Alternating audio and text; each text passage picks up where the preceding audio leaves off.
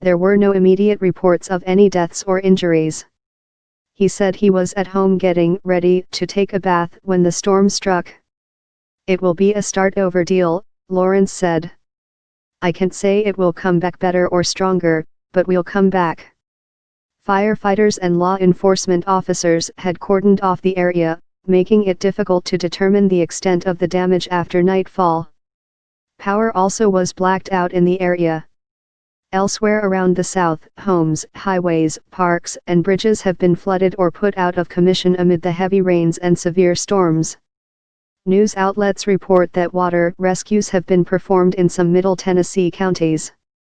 Flash flood warnings and watches remained in place throughout the South, and one Mississippi community reported large hail.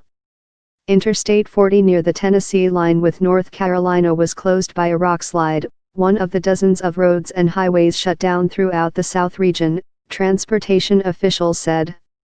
Tennessee Department of Transportation spokesman Mark Nagy said on Twitter that a full-scale detour was in place, with traffic being diverted to Interstate 81 and Interstate 26.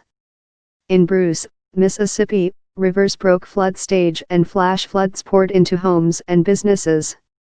News outlets report that a local state of emergency was declared by officials in Grenada, Mississippi, after dozens of streets and homes flooded. A 6-mile, 9-kilometer, stretch of the Natchez Trace Parkway was closed in Mississippi after water covered part of the road. The National Weather Service had issued a flash flood warning for northwestern Lafayette County in Mississippi after emergency officials reported that a local dam was at risk of failing.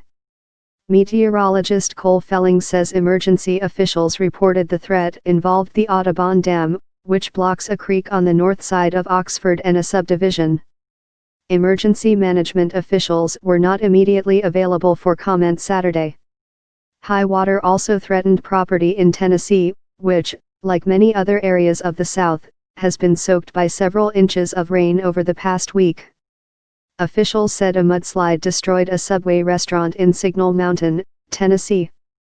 No injuries were reported. Weather officials said the storm system threatened areas from eastern Arkansas across the south to Alabama. Alabama's governor declared an emergency in several counties as a measure to speed any recovery.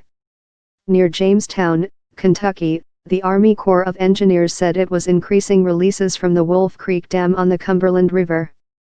Areas located downstream of the dam, from Rowena to Booksville, could be affected by flooding as a result, officials said. The Ohio River at Cairo is predicted to crest Sunday at its third highest level ever recorded, and stay that high into next week. The Tennessee River near Savannah, Tennessee, also is forecast to crest at near record levels.